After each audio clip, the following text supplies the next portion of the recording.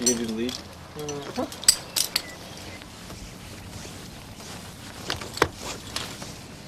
Hey Marilyn, how you doing over here? Pretty good. You about ready to go? Yeah. Let me check your horse, make sure it's double back.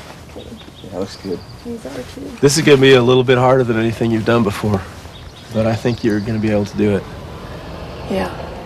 How you feeling? I think I'll be able to. I got a reason.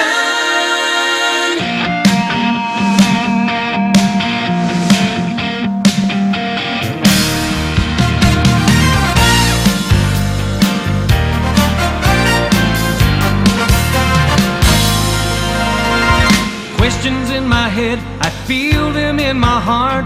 Answers I don't know of, I wonder where to start. I gave my will to Jesus and decided to trust Him. He gave me every reason to give up all my sin. I know what you're feeling, I've been there before. If you just let Him in, He'll be waiting at the door. I got a reason to walk the street narrow. I got a reason to fire like an arrow. I got a life that's always worth living. You gotta come along. You feel you should be running, though you know you're standing still. You know you could be something if you only knew His will. Emotions running wild and you're chomping at the bit, trying to work the pieces, but they don't seem to fit. I know what you're feeling, I've been there before. If you just let Him in, He'll be waiting at the door. I got a reason to walk the street narrow. I got a reason to fire like an arrow. I got a life that's always worth living. You gotta come along. I got a reason. I got a reason. I got a reason. I got a life that's I got a life that's always worth living.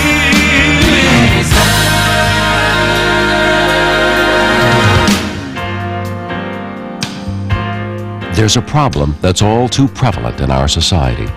It's an addiction that's rarely talked about, but it's one that can wreck lives and destroy marriages. It's the problem of pornography. In this program, featuring a riveting interview with serial killer Ted Bundy just hours before he was executed, Dr. James Dobson talks about pornography and tells why it's addictive, progressive, and deadly.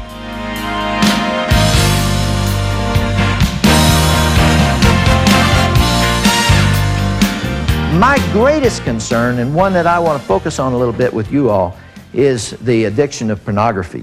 Now, you know that hard drugs are addictive, and you know that marijuana can get a hold of you emotionally, but very few people realize just how addictive pornography really is. Not so much for girls, but very much for guys. I am convinced that pornography, for some boys, not everyone again, for some boys, pornography is as addictive as crack cocaine. One exposure to a 13-year-old boy at just the right time, and he will grab that, and it will become very much a part of him and will be there for the rest of his life. Interesting thing about pornography, it functions very much like drugs. You take a little bit and it goes a long ways. But you bore with that and you take a little more, and you need more, and you need more, and you need more. So that you begin with soft core pornography. That's Playboy, Penthouse, it's airbrushed nudity, it's things like that. They call it soft core pornography. It's not illegal, it's available everywhere. In fact, the research shows teenagers are the #1 buyers in the entire Western world, the #1 buyers of not only softcore but hardcore pornography. I served on the Attorney General's Commission on Pornography for 18 months. It was one of the most miserable experiences of my life. Our responsibility was to evaluate this stuff and make recommendations to the government. And the material that we had to watch is infinitely worse than this. I won't even describe it to you, but it's terrible. And then what happens with an addiction to pornography is you go from there to a little fire trail, a little barrier, where you've seen everything that a man and woman can do together. Now what? Because, see, one of the characteristics of pornography is that you bore with it. This stage becomes boring very quickly. And then you move on to another one. And you're walking down this path. What happens when you get to the point that you've seen it all? Not everybody, again, but a percentage. That's the point. You don't know when you're in the percentage that's vulnerable to one of these doors, one of these addictive behaviors. For a percentage, they jump the fire trail.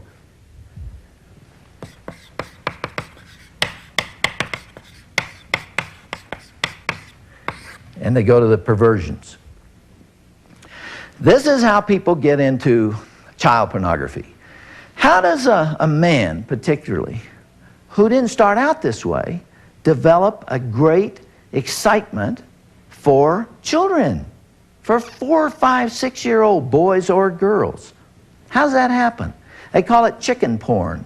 And until it was outlawed in 1983, it was a billion-dollar industry in this country. An awful lot of people. How did that happen? It happened typically because they walk down this path and get to that point and jump the fire trail. Sex with animals, horrible stuff. Homosexual violence. Again, I don't even want to describe for you all the stuff that we had to watch, but it is now an $8 billion industry. If you go into the sex shops in New York City and Los Angeles and Houston and places like that, you don't even find this kind of stuff. People think they sell Playboy magazines and things of that nature in there. As bad as those are, that's tame. They don't even sell them. They're not even there. What you see mostly are these things.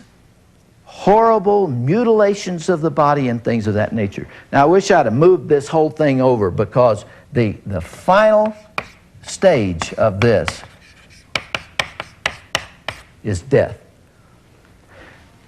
Interesting aspect of all those addictions is that when carried to their ultimate conclusion, they all lead to death.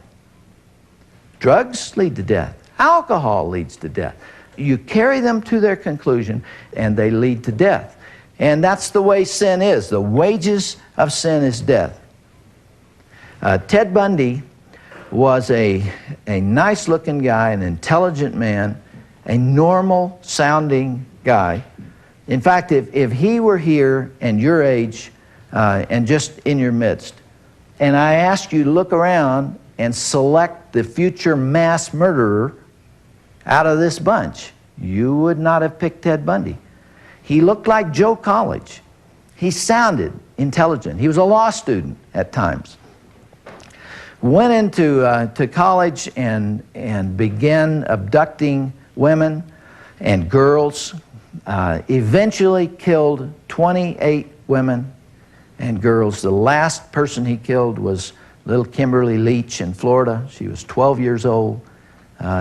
Dumped her body in a pigsty.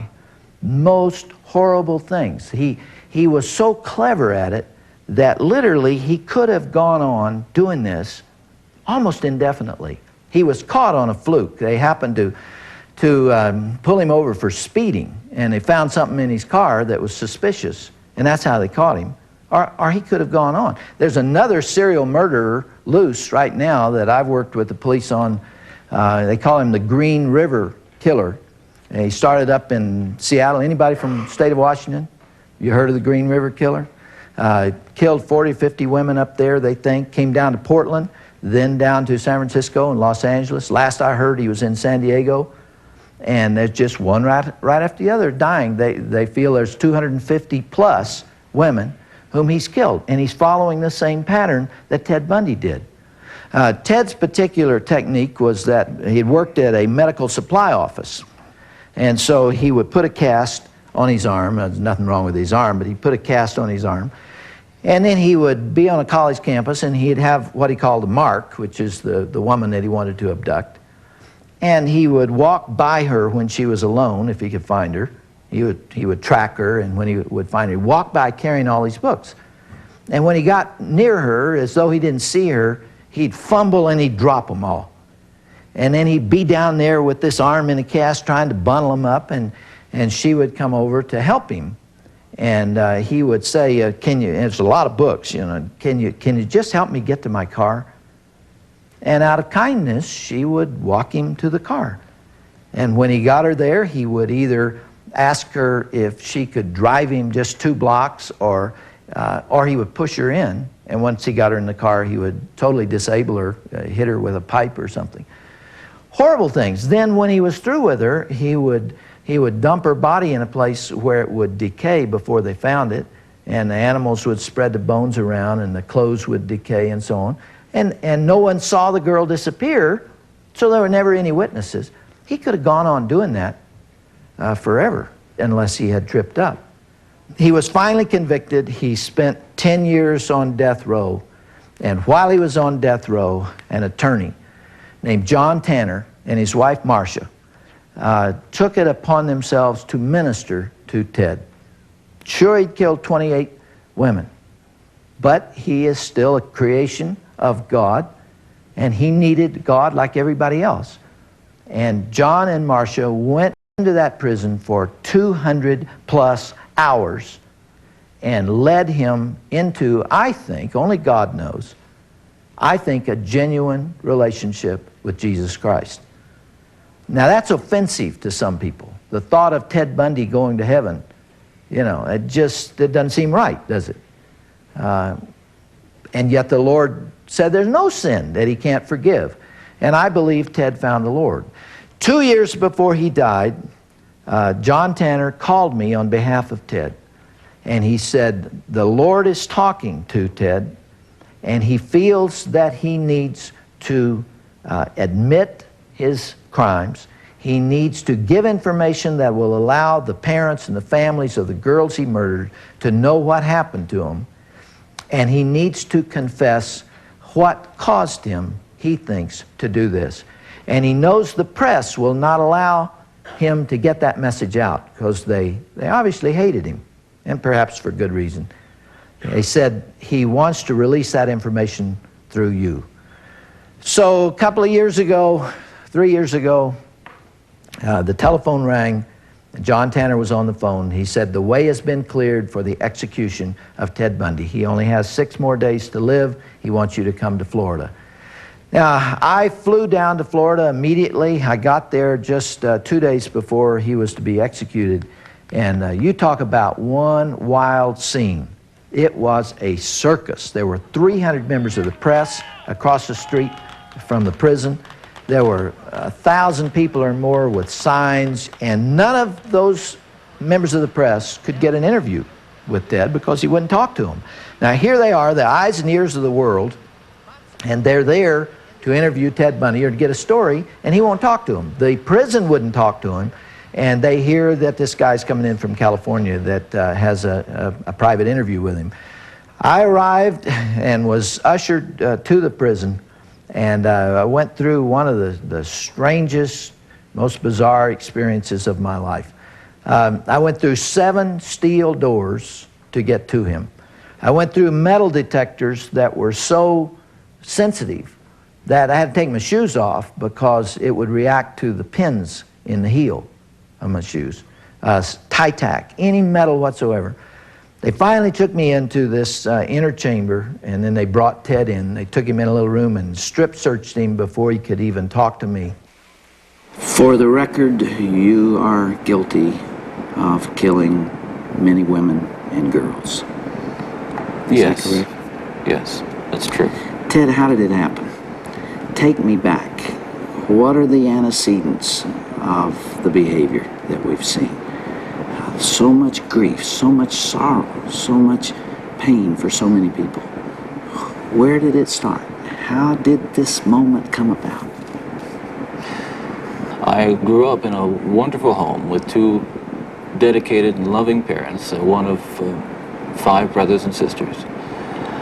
But as a young boy, and I mean a boy of 12 or 13, certainly, that I encountered outside the home again, in the local grocery store, the local drugstore, the softcore pornography, what people call softcore. But as I think I explained to you last night, Dr. Dobson, in an anecdote, that as young boys do, we explored the back roads and sideways and byways of our neighborhood, and oftentimes people would dump the garbage and whatever they were cleaning out of their house, and from time to time we'd come across pornographic books of a harder nature than more graphic, you might say, more explicit nature than we would encounter, let's say, in your local grocery store. My experience with, I'd say, pornography generally, but with pornography that deals on a violent level with sexuality, is that once you become addicted to it, and I look at this as a kind of addiction, like other kinds of addiction, I would keep looking for more potent, more explicit, more graphic kinds of material. Like an addiction, you keep craving something which is harder, something which gives you a greater sense of excitement, until you reach the point where the pornography only goes so far. You reach that jumping off point where you begin to wonder if maybe actually doing it will give you that which is beyond just reading about it or looking at it. Ted, after you committed your first murder, what was the emotional effect on you? What happened in the days after that? It was like coming out of some kind of horrible trance or dream. I can only liken it to after, I don't want to over-dramatize it, but to have been possessed by something so awful and so alien, and then the next morning wake up from it, remember what happened, and realize that basically, in the eyes of the law, certainly in the eyes of God, you're responsible. To wake up in the morning and realize what I had done, and with a clear mind and all my essential moral and ethical feelings intact at that moment, absolutely horrified that I was capable of doing something like that. You really hadn't known that before? Basically, I was a normal person. I wasn't some guy hanging out at bars or a bum, or I wasn't a pervert in the sense that, people look at somebody and say, I know there's something wrong with him, and just tell.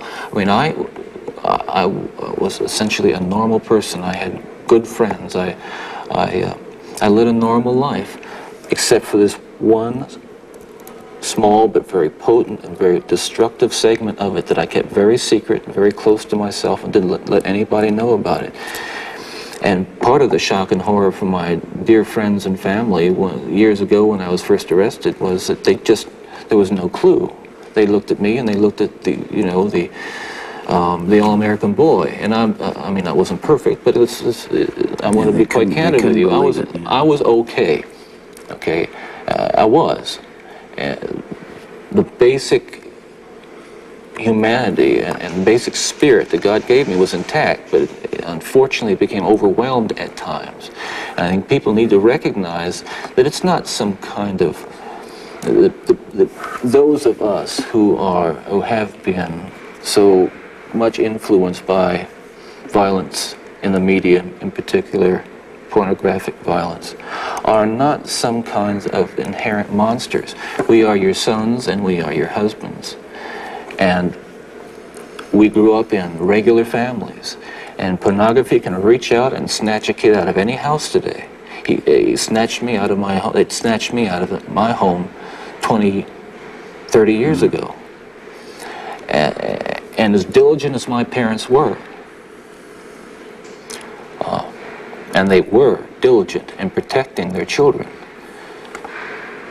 And as good a Christian home as we had, and we had a wonderful Christian home, there is no protection against the kinds of influences that are loose in a society that tolerates.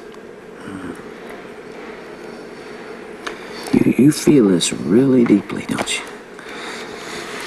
Ted, outside these walls right now, there are several hundred reporters that wanted to talk to you. Yeah. And you asked me to come here from California because you had something you wanted to say. This hour that we have together is not just an interview with a man who's scheduled to die tomorrow morning. I am here and you're here because of this message that you're talking about right here. You really feel that hardcore pornography and the doorway to it, softcore pornography, is doing untold damage to other people and causing other women to be abused and killed the way you did others. Listen, I'm no social scientist, and I haven't done a survey. I mean, I don't pretend that I know what John Q. Citizen thinks about this.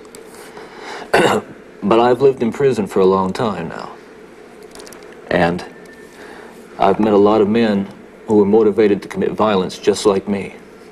And without exception, every one of them was deeply involved in pornography, without question, without exception, deeply influenced and consumed by an addiction to pornography.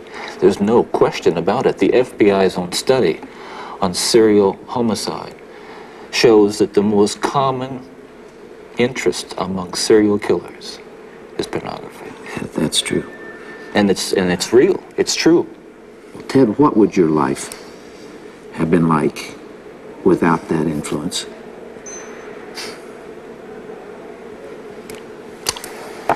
You can only speculate. Yeah. Well, I know it would have been far better, not just for me, and it's, excuse me for being so self-centered here. It would have been a lot better for me and lots of other people. I know that. Lots of other innocent people, victims and families.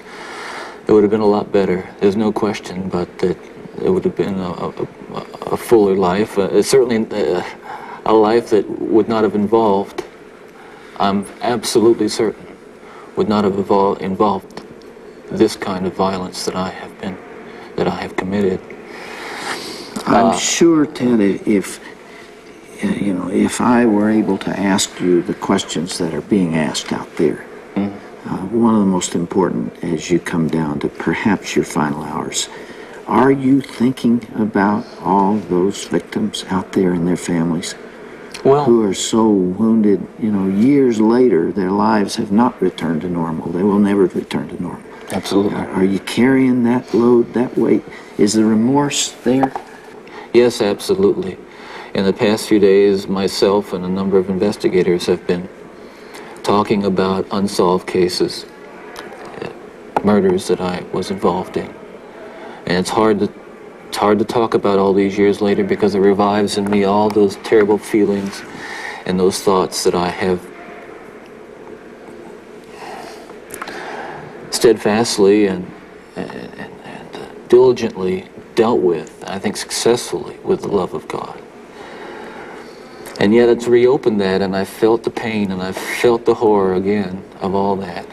And I can only hope that those who I have harmed, those who I've caused so much grief, even if they don't believe my expression of sorrow and remorse, will believe what I'm saying now, that there is loose in their towns and their communities people like me today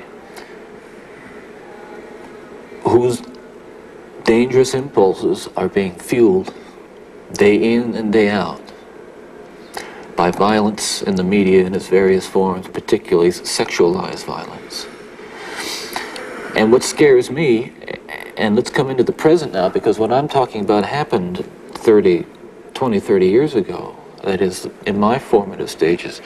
And what scares and appalls me, Dr. Dobson, is when I see what's on cable TV, some of the movies, I mean, some of the violence in the movies that come into homes today with stuff that they wouldn't show in X-rated adult theaters 30 years ago.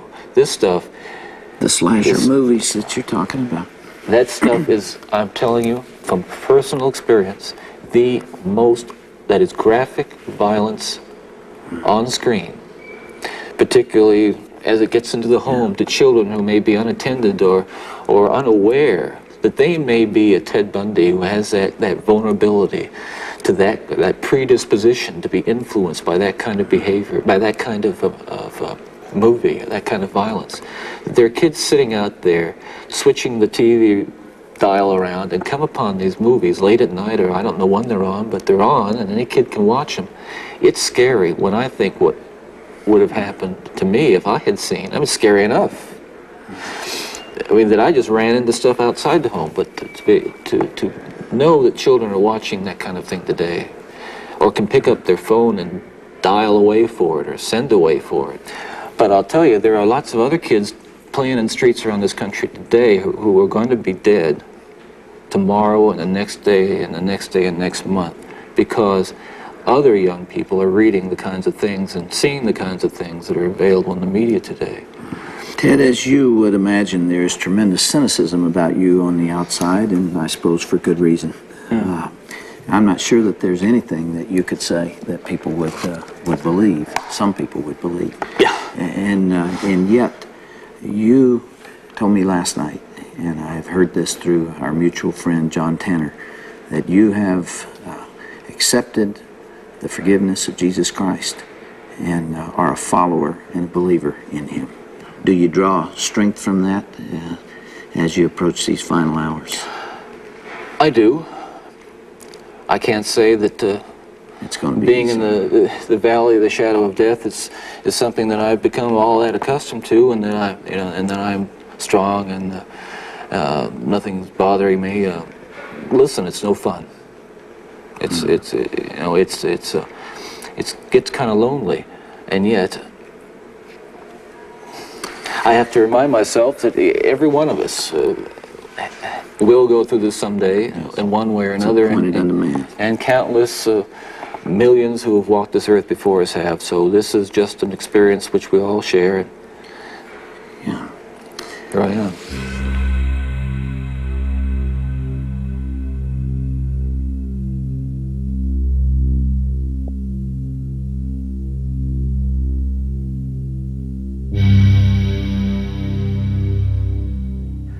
That was a very bizarre experience for me, as you can imagine. It looks like Ted and I are alone there talking to one another. He's handcuffed. But there was a guard standing right here and one standing right there and one back here. We were surrounded by 6 guards all the time that we did that video. You don't see it because we've cut it out, but in the middle of that video, the lights almost went out. They came down very dim. You could still see. And they were down for about 20 seconds, and then they went back up.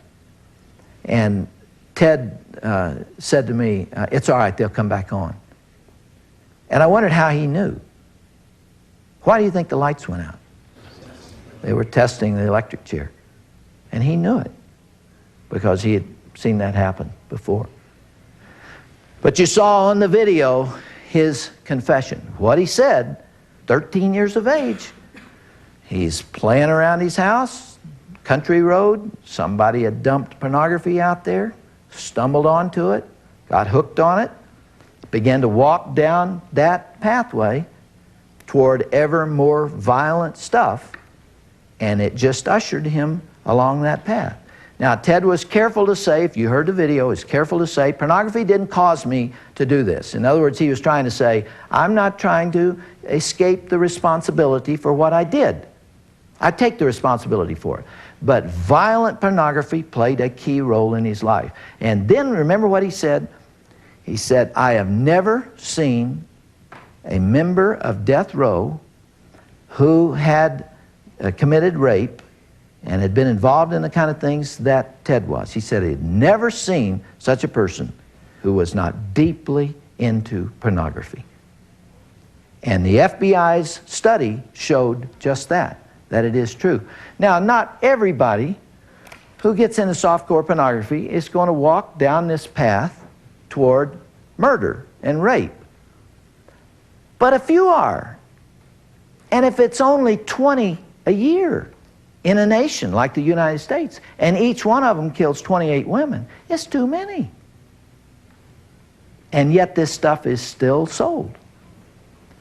I want to tell you one more thing about pornography, and then I want to hear from you. I want you to talk to me about what we've been discussing here. The greatest danger of pornography for you all, because unless you're very unusual, you haven't progressed too far down this path. But there are guys here who are into this stuff. I mean, in any room of 175 people, it's going to happen because it's so pervasive. You know, you can get it everywhere. And as I said, teenagers typically are the #1 buyers of it. So, and there could be some girls involved in it too, but probably a smaller percentage. At any rate, if you're back in here someplace, the greatest danger of this stuff is not that you will become a serial murderer. Let's be serious. I'm not saying that that's going to happen. It's highly unlikely because there are very few that take it that far. It's horrible when they do, but very few. What is dangerous for you all, and what I saw as a member of this Attorney General's Commission on Pornography, and I determined as I was flying back and forth across this country to do what I could to warn people your age about this, because it's not being said. The greatest danger is that the guys especially will get addicted to this stuff and start walking down that path, and then comes the time to get married. And there is nothing about marriage that eliminates any addiction. Getting married doesn't take away the desire for drugs. Getting married does not cure an alcoholic. Getting married does not cure a gambler. Getting married does not cure a person deeply into pornography. Now you got a new problem, because men and women are very different, as you know. Men are primarily visual in nature, you know, far more so than women are. You just watch a bunch of guys when a pretty girl walks by. Come on, what do? I mean, they gawk, right? They turn around and stare at her when she goes by, because guys are visual. That's where the sexual stimulation comes from. That's why pornography influences men so much more than women. I went into these sex shops with that pornography commission. We had police escort. You don't find women in there. There are no women in there. There are only men in there, because it appeals to a masculine source of stimulation. Women, by contrast, are far more stimulated by romantic relationships, by touch, by somebody she knows, by a specific person. For a guy, it's generalized. I mean, a girl's walking down the street and she spent 2 hours arranging herself to score a hit on his sensory apparatus, and she's coming toward him and he sees it and he responds to it, because that's the way he's made. For women, it's very different. So when pornography comes into marriage and he's addicted to it and she's not, it drives a wedge between them. And it destroys their sexual relationship. I bet you've never heard anybody say that.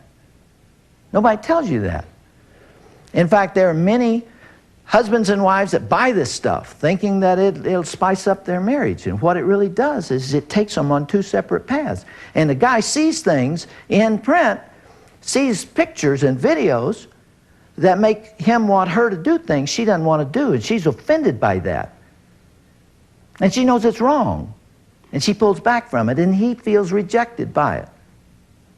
Furthermore, folks, there is nothing in reality that can possibly compete with airbrushed fantasy. You know, it just destroys desire in a marital relationship. And I hope just a comment or two like that would help. If it helped one of you and the people that are going to see this video to avoid walking down that path, I think it's well worth what we're doing here. Anybody have any comment or question? Yes. If people like Ted Bundy do the things that they do, how come hardcore pornography is so available to the public? because there's tremendous money to be made from it. The mafia controls 85% of it. You think about that, and they don't pay taxes on it. Most of that money is made through video booths in the sex shops where coins are put in those booths. There's no cash register, there's no receipt, there's no sales, and those things go right out the back in sacks of money, and the mafia takes that and uses it to support its industries throughout the world. So one of the reasons is because the most creative criminals in the world have good reason to sell this stuff, and they buy off officials. I have no doubt whatsoever that they contribute to the campaigns of the politicians who will help keep those laws in place. This stuff is kind of thought to be macho. Even the police don't really want to pursue the pornographers because boys will be boys, you know, men will be men. Come on, it's not hurting anybody. Victimless crime. It's not a victimless crime. Do you know that one of the primary uses for adult pornography is to open children to child abuse? See, what they do is they buy this stuff and then they show the children and they say, see, this is what mommies and daddies do. There's nothing wrong with this. Children are stumbling onto it. They're finding it. And then are being twisted and warped by it. I have an article here. This occurred just recently. 10-year-old youth is accused of rape. 10 years old. A 10-year-old boy who told the police that he learned to have sex while watching X-rated movies was arrested on charges that he raped and sodomized an 8-year-old girl and her 4-year-old sister. The boy stated that he learned to have sex while watching X-rated movies. You know, the pornographers all say, and many of the civil libertarians say, that pornography does not have an influence on behavior. Even the learned psychologists and the people in the universities are saying that. After my experience with Bundy, they came out of the woodwork. They came out of their ivory towers. They were on television all over the United States, and they were saying, pornography is just an innocent thing. It does not influence behavior. Consider this, folks. You remember the movie E.T.? You remember the moment on the screen when some candy was handed by the boy to the extraterrestrial? You remember that moment? What was that candy? How do you know that? It didn't say it. How do you know it? You recognized it, right? There was about 5 seconds or less on that screen where that took place. The sale of Reese's Pieces went through the roof. What you saw influenced behavior. People went out and bought it. Now, if that occurs from 5 seconds on a screen, what effect does the Texas Chainsaw Massacre have on young people who happen to be vulnerable to that? There are an awful lot of kids out there who are emotionally and mentally twisted and warped by what they've been experiencing. What if they have a tendency like that? See, Bundy was one of those people. And then, to be fair, there are civil libertarians, there are ACLU types who honestly believe they're protecting the First Amendment by not allowing this stuff to be restricted, that adults ought to be able to see anything they want. An ACLU member, a representative of the ACLU, came to our commission, the very first meeting we had. A very intelligent man. In fact, I like him personally. I've gotten to know him. He sat there and said to our commission that it is the position of the ACLU. You know what the ACLU is? American Civil Liberties Union? You heard about that? He sat there and said it is their position that there should be no restriction on the sale and distribution of child pornography. Which means, see, every bit of child pornography is physical evidence of child abuse. You can't make it without abusing a child. And yet it's their position that it ought to be sold and distributed. And if it's sold and distributed, there's a market for it. And if there's a market for it, they're going to be victims of it. Yet that is their position. And they honestly believe, I think, they're protecting the First Amendment. But they're wrong. Yes? Hey, what kind of action is being taken to get the pornography off the shelves and stuff, besides the fact the lawyers are suing them? And how can they do it without running into the Amendment 1 issue? Well, one of the things that very few people realize, because the press won't tell you, is that this stuff does not violate the First Amendment, and that the Congress passed laws saying obscenity is illegal. The president signed those laws. The Supreme Court reviewed them and found them valid in a case called Miller versus California. So the stuff is illegal. The problem is we don't have a will to go get it. And until our commission, there was absolutely no governmental effort at all to chase this stuff. Now they are doing it, and it's not just getting it off the shelves. It's going after the producers, the big boys behind the scenes, the billionaires that are producing this stuff, and we are getting them. We're sending them to, I say we, I'm not doing it, but we're sending them to jail. Yes? What can we do about a friend who's in the percentage of hardcore pornography? What can we do to make him realize that it's addictive and that there's a better way of life? I really believe the only thing you can do is be an influence on him, share your views, and give him one other person in his life who sees it another way. The chances are great nobody is saying that to him. I want to ask you all, I'm not going to ask you to say it verbally, it's a rhetorical question. Your pastor's talking about this? You know, are you hearing the danger of this stuff in church? Are you hearing it at home? I mean, it's not something that people talk about. And just having one friend that will take another position will sometimes turn others around. Not always, and you can't influence everybody, but you can do what you can. You're a great group. Thank you for your openness today, and we'll pick it up tonight.